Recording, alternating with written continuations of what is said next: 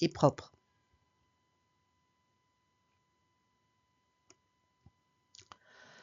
Alors, petit rappel, on l'avait vu ensemble, mais au moins vous le voyez écrit. Donc, qu'est-ce qu'on voit? On vous dit qu'est-ce que le HACCP? Alors, c'est le Hazard Analysis Critical Point, Control Critical Point. En français, l'analyse des dangers, le contrôle des points critiques. Vous devez donc vous assurer que la sécurité des aliments est bien là. C'est rapidement pour votre culture générale, ça a été adopté en 1972, mais un petit peu au niveau mondial, hein, mais bien sûr ça existait avant, suite à la NASA, hein, lorsqu'ils ont envoyé les cosmonautes sur la Lune. Donc il s'agissait donc de pouvoir emporter dans leur véhicule suffisamment de nourriture. Donc il fallait que ça soit suffisamment léger, mais surtout sans bactéries, parce qu'on ne savait pas ce que ça pouvait provoquer là-haut dans l'espace. Et surtout, il ne fallait pas que tout ce personnel, tous ces cosmonautes ne soient pas intoxiqués par des bactéries pendant les 15 jours d'aller-retour sur la Lune. Donc, il fallait absolument aucune bactérie. Donc, ils ont inventé, et on en avait parlé, toute cette nourriture lyophilisée que nous utilisons encore maintenant.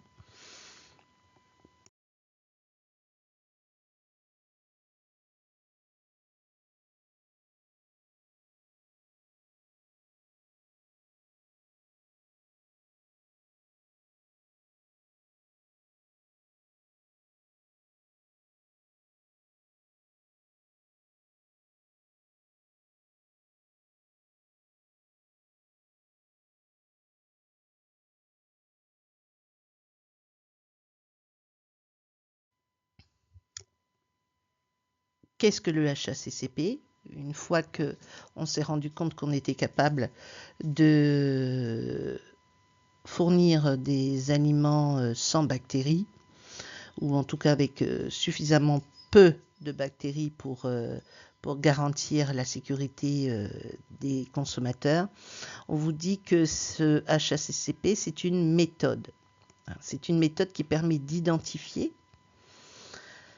d'évaluer les risques que l'on peut rencontrer dans les différentes étapes de transformation d'une denrée alimentaire. C'est une méthode, c'est-à-dire c'est un outil de travail, mais ce n'est pas une norme. C'est un outil pouvant être utilisé pour répondre aux obligations de résultat. Alors l'obligation de résultat, c'est fournir un aliment sain, sans risque pour la santé du consommateur. En gros, on va vous dire, débrouillez-vous avec vos outils pour faire au mieux. Alors, regardez dans votre cuisine qui est toute petite, vous pouvez faire au mieux, c'est-à-dire vous pouvez laver, désinfecter les aliments sans qu'il y ait un risque pour les enfants. Et pourtant, vous n'avez pas un tunnel de plonge, vous n'avez pas un frigo qui est tout à fait aux normes. Et pourtant, il suffit d'appliquer une méthode pour être sûr que les enfants ne seront pas contaminés. Donc il va falloir vérifier la température du frigo, il va falloir avoir les bons produits pour désinfecter, et puis surtout la bonne méthode pour désinfecter les légumes. Voilà, on ne fait pas n'importe quoi, on sait qu'on doit se laver les mains régulièrement. Alors on sait que le risque zéro n'existe pas, mais on va essayer de tendre avec les moyens que nous avons vers le risque zéro.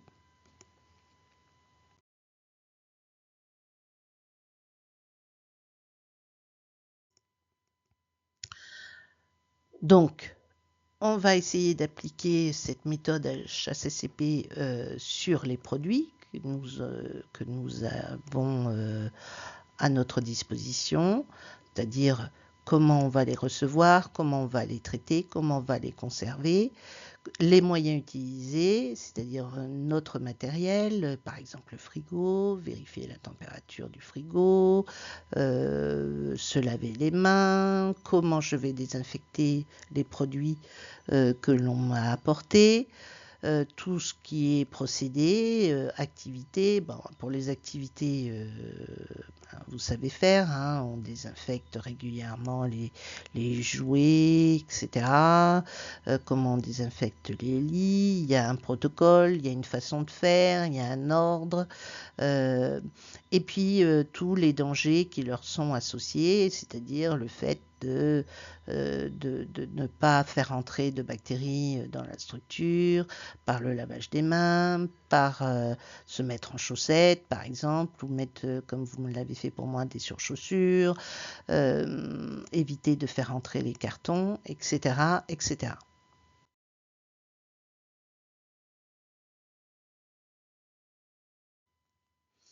Alors, je vous laisse regarder cette image où l'on voit les 7 principes du HACCP. Donc je vous les lis, je le lis avec vous. Donc, identifier les dangers et évaluer les risques. C'est-à-dire, par exemple, vous avez des pommes qui rentrent. Donc, on sait que les pommes, elles ont été non seulement manipulées, mais aussi elles ont peut-être été ramassées par terre ou éventuellement tombées par terre. Donc, de toute façon, elles sont sales, donc il y a des risques. On va déterminer les points critiques, c'est-à-dire, bon, bah, il y a des bactéries, ou autre point critique, il va falloir, une fois désinfecté, il va falloir les conserver au frigo, par exemple. Donc, il peut y avoir une prolifération bactérienne malgré la désinfection. Donc, on va vérifier la température des frigos parce que si la température est trop élevée, la prolifération peut se faire malgré la désinfection. Donc, on va vérifier la température des frigos. On va établir les limites critiques, c'est-à-dire les températures au-delà desquelles on va jeter la nourriture parce qu'il peut y avoir une prolifération bactérienne. Donc, dans un frigo, c'est 0 degré et pour la température basse et 6 degrés pour la température haute. On va établir un système de surveillance, c'est-à-dire que vous devez tous les jours vérifier. Bon, je suppose que pour votre structure, vous le faites déjà, c'est 2 fois par jour, hein, la vérification des frigos. La plupart du temps, c'est une fois le matin et une fois le soir avant de partir. Vous devez, et puis, évidemment, vous devez établir des actions correctives. Par exemple, si dans le frigo, vous voyez que votre frigo, ben, il est en train de prendre la tangente, c'est-à-dire que le matin, au lieu d'être à 4 degrés, il doit être entre 0, enfin, 0 et 6. Hein. Donc, si tous les matins, il est à 4 degrés avant la première ouverture, ça veut dire qu'il fonctionne bien. Mais si d'un matin à l'autre, vous voyez de 4, il passe à 5, puis à 6, eh bien, ça veut dire que votre frigo est en train de lâcher. Donc, il est des temps soit de le changer, soit de faire venir un réparateur ou de voir un petit peu ce qui se passe. Et puis, vérification et validation, c'est-à-dire noter sur une feuille pour qu'on puisse vérifier éventuellement l'augmentation des températures, se rendre compte qu'il y a une variation de température et donc ça veut dire que le frigo est en train de lâcher, ou et éventuellement, c'est pas éventuellement, c'est obligatoirement mettre ces températures sur une feuille pour que si contrôle il y a, vous puissiez démontrer que vous êtes conscient du danger et que vous faites le nécessaire pour pallier aux points critiques et surtout aux limites des points critiques.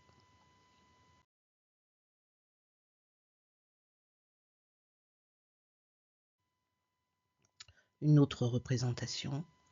avec les différents principes, les 7 principes, et ce qu'on appelle les BPH, c'est-à-dire les bonnes pratiques d'hygiène, c'est-à-dire la maintenance, le nettoyage et la désinfection, le contrôle des réceptions, l'hygiène du personnel, la formation du personnel, la gestion des SPA et des déchets, on verra ça tout à l'heure, la lutte contre les nuisibles, la maîtrise des températures et la qualité de l'eau.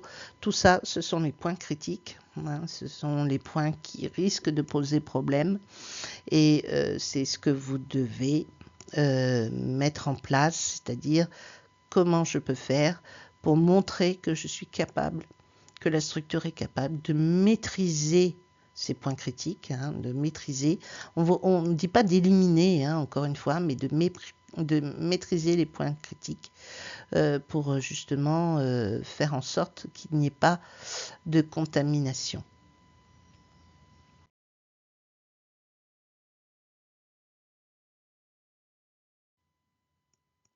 Encore une autre façon de faire, je passe, il ne s'agit pas de...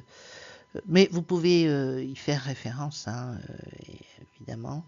C'est un diagramme de production, mais ça ne vous concerne pas, donc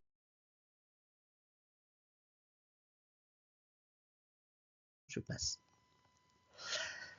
La règle d'or de la méthode HACCP, vous l'avez compris, c'est-à-dire que tout ce qui doit être fait, on doit l'écrire. Donc vous devez avoir des classeurs avec toute la méthode. Donc on écrit ce qui doit être fait. Ensuite, on fait tout ce qui a été écrit, relever des températures, garder les DLC, etc. Et ensuite, il doit y avoir quelqu'un qui doit contrôler que ce qui a été écrit a bien été fait. C'est ça, hein, la règle d'or du HACCP.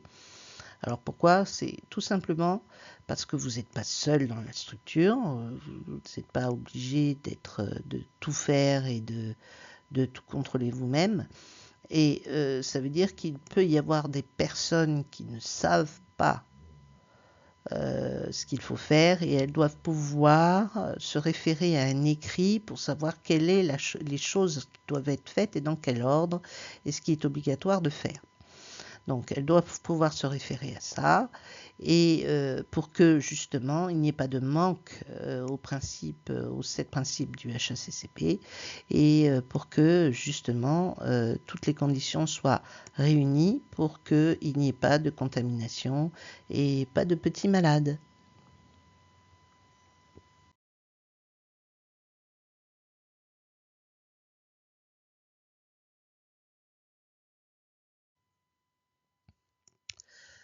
Donc, en résumé, la méthode HACCP, c'est quoi? Il convient de retenir que le guide des bonnes pratiques d'hygiène présente un double objectif, évidemment, c'est mettre en place un système proportionné aux risques sanitaires encourus, c'est-à-dire faire en sorte qu'il n'y ait pas de contamination des aliments que vous allez donner à manger aux enfants ou qu'il n'y ait pas de problème sanitaire lorsque les enfants mettent des objets à la bouche ou se transmettent des maladies. Alors évidemment, on vous dit proportionné, il ne s'agit pas puisque par exemple dans la nourriture que vous recevez, qui a déjà été préparée, il ne s'agit pas de faire recuire tout ce que vous avez reçu. Hein, il faut aussi faire confiance à ceux qui fabriquent, mais dans une certaine limite, c'est pour ça que c'est proportionné, c'est-à-dire que c'est pas parce que c'est pas vous qui faites à manger que vous devez jeter la traçabilité. Ça va vous permettre de vous dédouaner d'éventuellement un problème de fabrication de l'alimentation, c'est-à-dire que bien sûr vous ne faites pas à manger, mais vous allez quand même conserver les traces des DLC et la traçabilité des barquettes que vous allez recevoir et que vous allez mettre dans un cahier. Pour justement, éventuellement, s'il y a un contrôle ou s'il y a eu un problème d'intoxication alimentaire, savoir si c'est de votre ressort ou du ressort de ceux qui ont préparé et élaboré les repas. Donc vous allez responsabiliser aussi les professionnels dans leur démarche de maîtrise des risques. Donc ça veut dire ça, c'est-à-dire que dans la méthode HACCP, eh bien, on vous dit qu'il est obligatoire de conserver la traçabilité des repas. Eh ben, c'est à vous de le faire. Et évidemment, si c'est pas fait, eh bien, il doit y avoir sanction. Alors, de la part de la responsable qui va vérifier régulièrement si c'est fait. Et si c'est pas fait, sanction.